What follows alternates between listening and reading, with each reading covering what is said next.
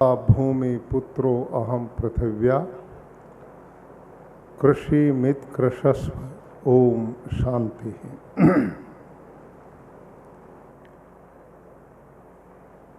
हमारे बीच में उपस्थित आदरणीय पद्मश्री मथुर भाई सवानी जी, प्रवीण भाई, राकेश भाई दुधात जी हरि ग्रुप, माननीय श्री धनजी भाई राखोलिया जी मीनाक्षी डायमंड, आदरणीय लवजी भाई बादशाह जी गोपिन ग्रुप, माननीय श्री रमेश भाई काकड़िया जी, आदरणीय श्री सी के टिम्बड़िया जी कुलपति गुजरात प्राकृतिक विश्वविद्यालय, आदरणीय महात्मा प्रफुल्ल भाई सेंजलिया जी संयोजक प्राकृतिक कृषि गुजरात राज्य, माननीय श्री मनहर भाई सासपरा जी, आदरणीय श्री केशु भाई गोटी जी, यहाँ पर उपस्थित बहुत ही आदरणीय खेडूत भाइयों बहनों और इस नगर के प्रतिष्ठित सम्मानित महानुभाव, प्रेस और मीडिया के सभी बंधुगण, आज परम सौभाग्य की बात है कि सूरत नगर में प्राकृतिक खेती के उत्पाद का एक बड़ा बाजार, जिसमें लगभग 250 के लगभग खेडूत अपने अपने उत्पाद लेकर यहाँ उपस्थित हुए हैं। और इस सारे मिशन में हमारे मंच पर उपस्थित जो ये महानुभाव हैं और इनके सहयोगी कुछ लोग हैं, इन सब ने मिलकर के ये योजना बनाई कि पिछले 4 वर्षों से गुजरात में जो प्राकृतिक खेती का अभियान भारत के माननीय प्रधानमंत्री श्रीमान नरेंद्र मोदी जी के मार्गदर्शन में और प्रदेश के मुख्यमंत्री एवं कृषि विभाग के सौजन्य से बहुत तेजी से गुजरात में अभियान चल रहा है। आपकी जानकारी के लिए इस समय 4 लाख खेडूत प्राकृतिक खेती से गुजरात में जुड़ चुके हैं। इतने खेडूतों ने खेती प्रारंभ कर दी है। पूरे गुजरात में कोई ऐसा गांव नहीं बचा कि जिसमें कोई न कोई खेडूत प्राकृतिक खेती ना करता हो। तो ये हमारे लिए बड़े सौभाग्य की बात है। मेरे से पूर्व सभी वक्ताओं ने जो चर्चा आपके बीच में की है वो बहुत महत्वपूर्ण है। आज एक बहुत बड़ी चुनौती हमारे सामने खड़ी है। आयुर्वेद में लिखा है, धर्म अर्थ काम मोक्षाणाम आरोग्य मूलम उत्तमम, कि जो व्यक्ति मानव देह को धारण करके इस दुनिया में आया है और जीवन के 4 लक्ष्य हैं, धर्म अर्थ काम करते हुए ईश्वर की प्राप्ति करना। यदि उस काम को करना है तो उसका पहला आधार है स्वस्थ शरीर, उत्तम स्वास्थ्य। आप भगवान की भक्ति करने बैठ जाओ, कभी आपको खांसी उठ जाए, कभी सिर में दर्द हो जाए, कभी घुटने परेशान करने लगें, कभी बुखार जैसी बीमारी हो, कैंसर जैसा रोग हो, बताओ भगवान की भक्ति में कैसे बैठोगे? और भगवान की भक्ति तो दूर, कोई घर का कार्य भी हम नहीं कर सकते। इसलिए कहा शरीर माध्यम खलु धर्म साधनम। दुनिया के जितने भी श्रेष्ठ और जैसे कर्म हैं वो सारे के सारे शरीर के स्वस्थ होने पर किए जाते हैं। और भाई और बहनों, इस दुनियादारी का जो संबंध हमारा जुड़ा हुआ है आपस में, वही शरीर के साथ तो है। शरीर है तो हमारा कोई पिता है, कोई माँ है, कोई दादा है, कोई दादी है, कोई नाना है, कोई नानी है, कोई बेटा कोई बेटी है, और शरीर जिस समय विदाई ले लेता है तो दुनिया के सारे संबंध उसी समय समाप्त हो जाते हैं। इसलिए पहला सुख निरोगी काया, ऐसा हमारे बड़ों ने कहा है। लेकिन आज दुर्भाग्य की बात है कि हम जितने अल्ट्रा मॉडर्न होते चले गए, जितने भौतिक जीवन से जुड़ते चले गए, जितना हमने प्रकृति का दोहन किया, शोषण किया अनावश्यक ढंग से, उतना अब प्रकृति कुपित हो रही है, हमसे नाराज हो रही है। और इसका परिणाम क्या हुआ? अब साइंटिस्ट वैज्ञानिक लोग कहते हैं ग्लोबल वार्मिंग ने दस्तखत दे दी है। अब ये जो ग्लोबल वार्मिंग, जलवायु परिवर्तन है, इससे क्या होने वाला है, इसके कितने दुष्परिणाम आने वाले हैं, ये वैज्ञानिक, सारी दुनिया के वैज्ञानिक चिंतित हैं कि उससे क्या होगा। धरती का तापमान बढ़ेगा। जब धरती पर ज़्यादा गर्मी तापमान होगा तो जितने पहाड़ हैं, ग्लेशियर हैं हमारे बर्फ के, वो तेजी से पिघलने लग गए, आधे खत्म हो गए हैं। और यदि ये तापमान यूं ही बढ़ता रहा तो सभी ग्लेशियर पिघल जाएंगे, धरती की सारी नदियां सूख जाएंगी। नदियां सूख गई तो पानी कहां से मिलेगा? और वो पानी बहकर नदियों द्वारा समुद्र में जाएगा और समुद्र का वाटर लेवल ऊपर आएगा। समुद्र के किनारे जितने नगर और देश बसे हुए हैं, वैज्ञानिक लोग कहते हैं कि वो सारे समुद्र में गर्त हो जाएंगे, बर्बाद हो जाएंगे। ये एक बहुत बड़ी चुनौती है। दूसरा, अतिवृष्टि, अनावृष्टि, आंधी तूफान, भूकंप, ओले, ये सब कुछ इसके दुष्परिणाम हैं जो पड़ना शुरू हो गए हैं। अब वर्षा, साइंटिस्ट लोगों ने देखा कि इतनी तेजी से बादल बरसता है तो आधा घंटा में ही 1 फुट बारिश हो जाती है। पहले आप सब ने देखा होगा, रिम झिम बारिश होती थी, धीरे धीरे वर्षा होती थी, महीनों भर झड़ी लगती थी वर्षा की। जितना आकाश से पानी धीरे धीरे पड़ता था, उसको प्राकृतिक खेती के कारण धरती माँ सोख लेती थी और धरती का वाटर लेवल अपने आप बढ़ता था। क्योंकि हमारे खेतों में हड़सिया बहुत होता था, सूक्ष्म जीवाणु बहुत होते थे, मित्र जीव बहुत होते थे जो धरती में छिद्र बनाते थे। और जब पाड़ चारों तरफ खेत के बंधी है और लाखों हड़सिया ने 1 एकड़ खेत में करोड़ों छिद्र बना रखे हैं, तो वर्षा का सारा पानी उन छिद्रों में जाकर और धरती माँ के पेट में चला जाता था, तो वाटर लेवल स्वतः ही ऊपर आता था। आज यूरिया, डीएपी ने धरती की परत को पत्थर बना दिया, कठोर बना दिया। धरती माता पानी पीती नहीं, सूक्ष्म जीवाणु सब मार दिए, हलसिया मार दिया, सांप तक नहीं छोड़े इस कीटनाशक और यूरिया ने। और ऐसा जहर जब हम खेतों में डालते हैं और वो हमारे सब्जियों के द्वारा, साग भाजी के द्वारा, अन्न फल के द्वारा हम सबको खाना पड़ रहा है, स्लो पॉइजन सब के अंदर जा रहा है। अभी सब बंधुओं ने मंच पर बोला कि आज अस्पताल भरे पड़े हैं।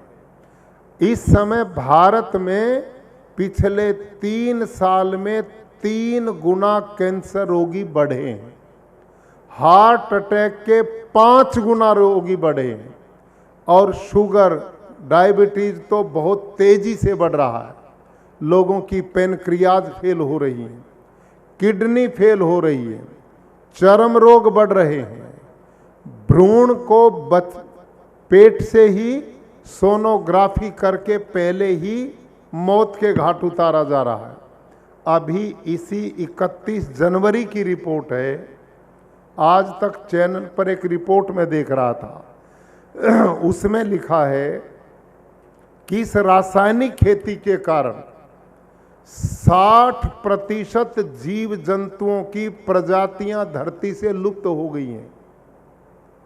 इस जहरीली खेती के कारण बालक के लिए मां का दूध सबसे निरापद था, सबसे लाभकारी था।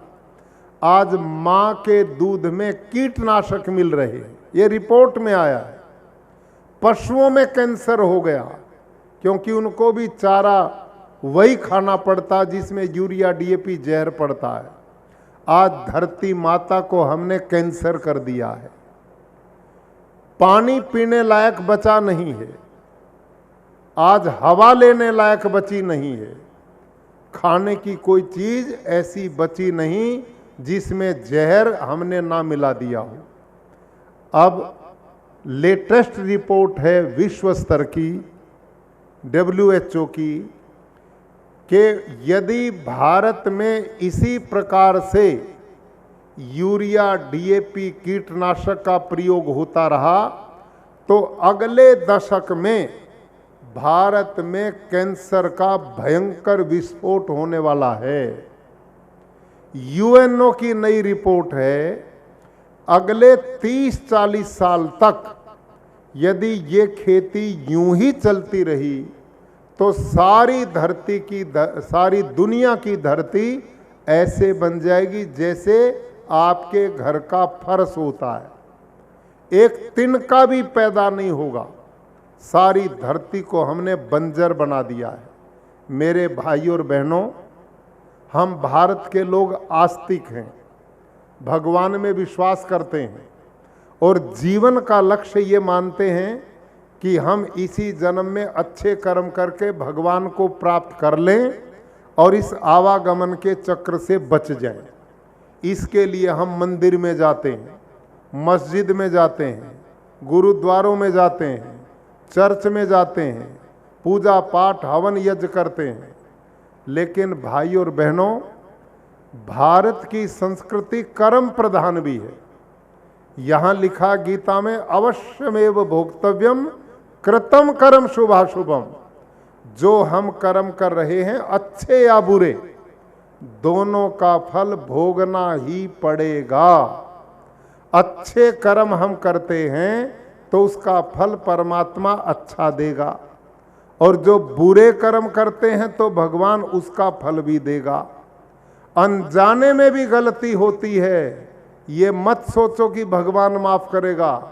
जो कमजोर सिद्धांतों की व्याख्या करते हैं वो भारतीय सिद्धांत नहीं। आपसे मैं पूछता हूं, एक बालक अबोध बालक है, अबोध बालक है, सामने अग्नि है, अग्नि उसे यूं माफ नहीं करेगी कि बालक है। यदि हाथ उसमें डालेगा तो अग्नि उसको जलाएगी, नहीं डालेगा तो नहीं जलाएगी। तो आप और हम ये पक्का मान लें, हमारा जो वैदिक सिद्धांत है, किए कर्मों का फल भोगना पड़ेगा। यदि हम लोगों को जहर पैदा करके खिला रहे हैं, लोगों का स्वास्थ्य खराब कर रहे हैं, पर्यावरण को बिगाड़ रहे हैं, परमात्मा की व्यवस्था को तोड़ रहे हैं और मंदिरों में घंटी बजाते रहें तो कुछ होने वाला नहीं है। असली काम है ईश्वर की पूजा। क्या है? ईश्वर की व्यवस्था में सहयोग करना। ईश्वर की व्यवस्था में सहयोग क्या है? परमात्मा ने शुद्ध हवा दी थी, हम उसे बिगाड़े ना। भगवान ने सुंदर समुद्र दिए, नदियां झीलें दी, पहाड़ पर्वत दिए, उस व्यवस्था को वैसा ही रखें जैसे भगवान ने दी है। यह है परमात्मा की व्यवस्था में सहयोग। परमात्मा ने हम खेडूतों को इतनी शस्य श्यामला उपजाऊ भूमि दी, हमने उसको जहर डाल करके कैंसर उसमें कर दिया, तो ये पाप है परमात्मा की व्यवस्था में, ये विघ्न डालना है। और इन पापों से हम बच नहीं सकते, इनका फल भोगना पड़ेगा। और प्रकृति ने वो देना शुरू कर दिया है। अब साइंटिस्ट, आज के अखबार में आपने पढ़ा होगा, उन्होंने घोषणा की साल वर्षा कम होगी और आने वाले दिनों में कम होती जाएगी। पानी कहाँ से मिलेगा? धरती में पानी खींच लिया, नया जाता नहीं, चारों तरफ प्रदूषण का साम्राज्य है, मनुष्य जिएगा कैसे? हमने पशु पक्षियों को नहीं जीने दिया, अब हमारा ही नंबर पड़ेगा आखिर में।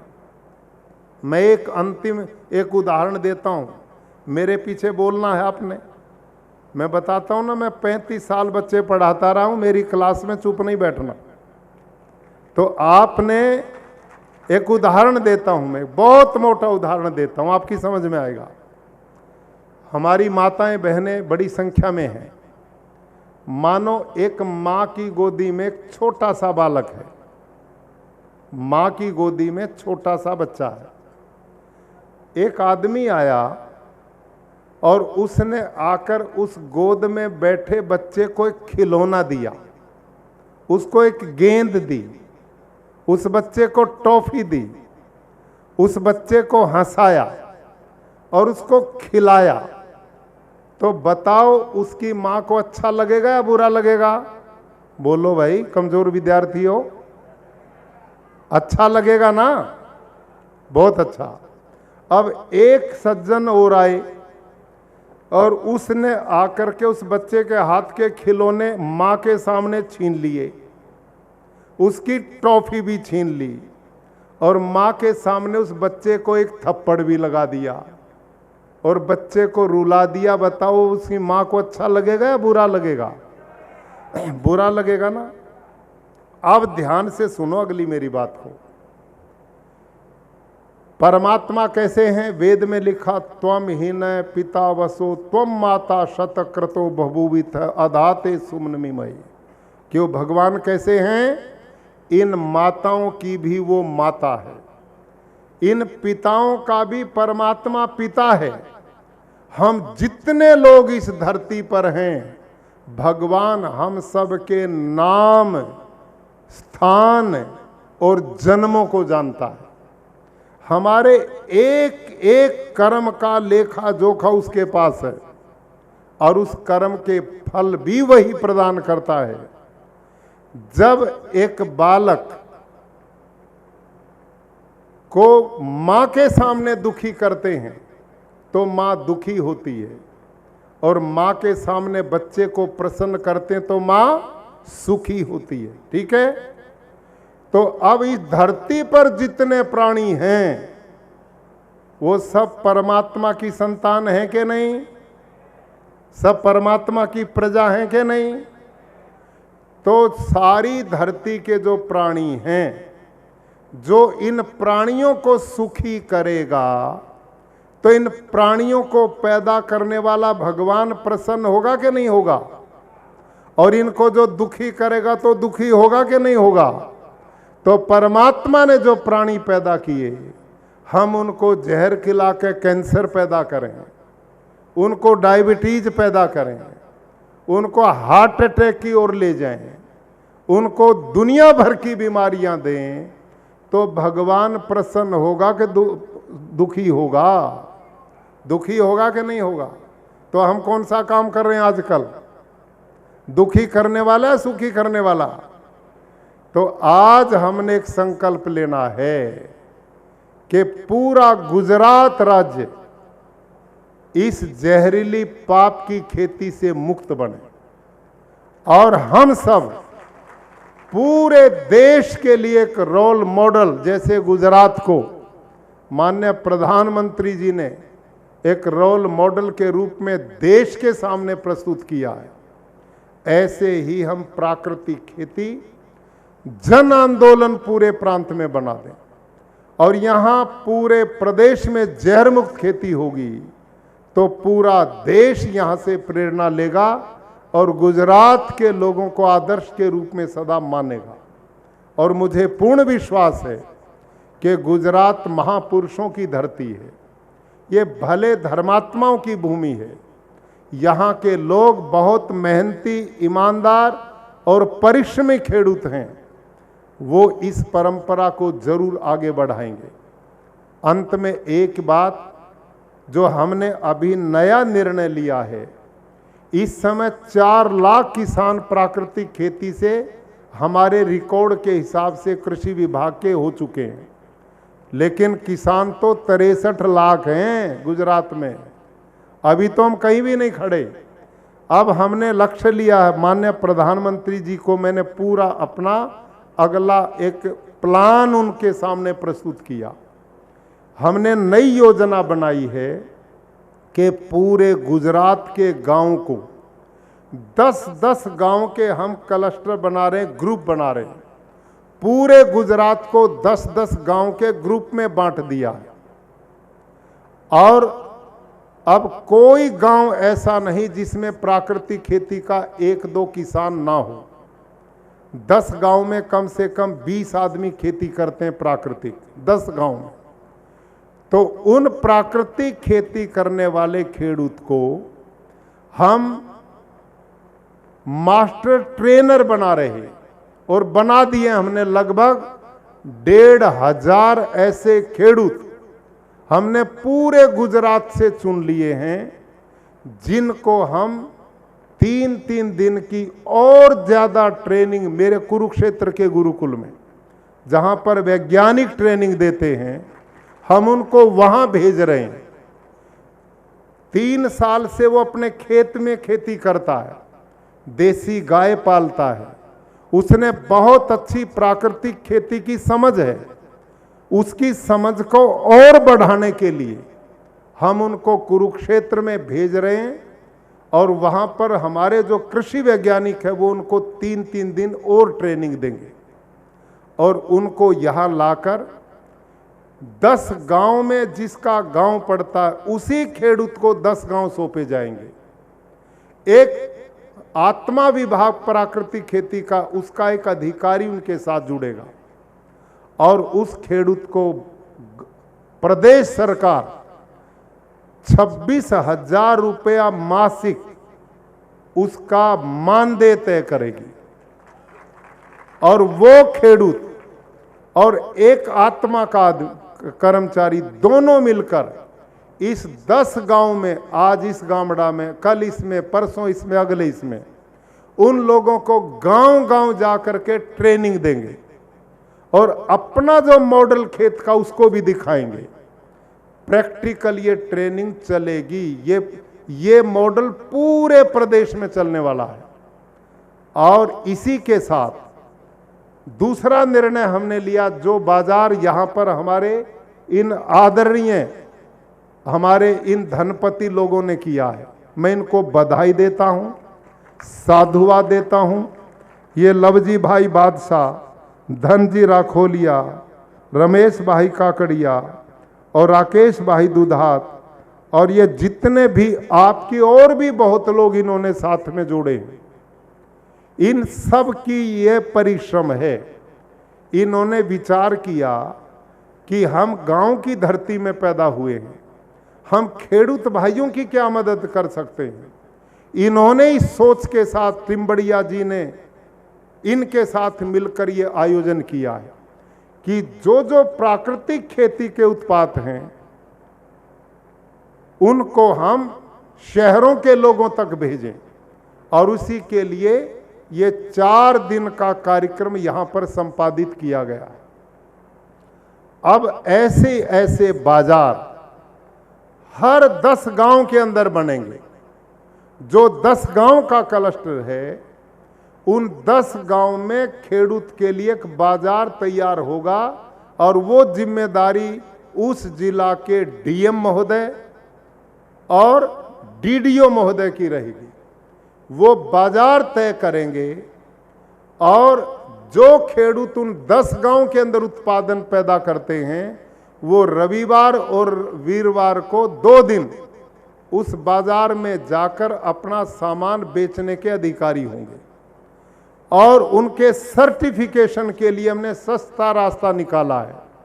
ये जो दोनों व्यक्ति ट्रेनर हैं, ये उनके साथ जाएंगे और ये विश्वास देंगे कि ये प्राकृतिक खेती का उत्पादन है, हमने इसको कराया है।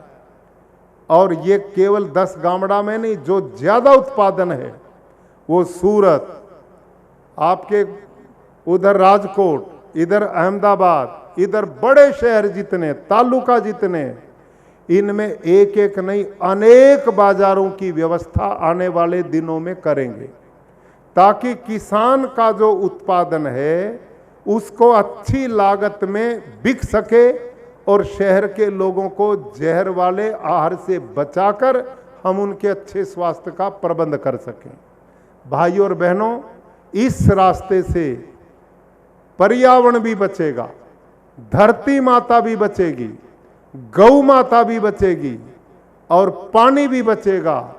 करोड़ों रुपया देश का विदेशों में जाता वो भी बचेगा और खेडूत की हालत मजबूत होगी, क्योंकि इस प्राकृतिक खेती में लागत तो है ही नहीं, लागत शून्य है। उत्पादन इसमें कम नहीं होगा जब सही ट्रेनिंग लेकर के आप इसे करेंगे। तो आज इस मेले का विधिवत शुभारंभ हो रहा है। 4 दिनों तक लोग शहर के यहाँ पर आपके उत्पाद लेने आएंगे और मैंने जिन जिन खेडूत से बात की आते हुए, उन सब ने कहा कि दिन में खूब लोग हमारे सामान को लेने के लिए आ रहे हैं। लोगों में रुचि है, उनमें विश्वास पैदा होना चाहिए कि ये उत्पादन असली है, सही प्राकृतिक है, इसमें धोखा नहीं है, तो लोग अपने आप आएंगे। हमारे एक बंधु ने बहुत अच्छी बात कही थी मंच से, लोग आजकल फैमिली डॉक्टर ढूंढ रहे, मजबूरी हो गई, लेकिन उसका निदान है हमारे पास। फैमिली डॉक्टरों की जरूरत नहीं, प्राकृतिक खेती से जुड़ोगे तो लोग प्राकृतिक खेडूत ढूंढना शुरू कर देंगे और हमने इस रास्ते को आगे बढ़ाना है। तो लंबी बात न करते हुए, आज के इस आयोजन में जिन लोगों ने रुचि दिखाई और मेहनत करके सारा व्यवस्था की है, 4 दिन तक ये कार्यक्रम चलने वाला है। मैं इसके लिए शुभकामनाएं आपको देता हूं और आपका ये मेला हमें पूरे प्रदेश में काम करने के लिए प्रेरणा देगा। ऐसे ऐसे आयोजन दूसरे शहरों में भी हम करेंगे, जिससे पूरे प्रदेश में एक वातावरण खड़ा हो और प्राकृतिक खेती का मिशन आगे बढ़ सके। इन्हीं शब्दों के साथ आप सबका और आयोजक मंडल का बहुत बहुत धन्यवाद।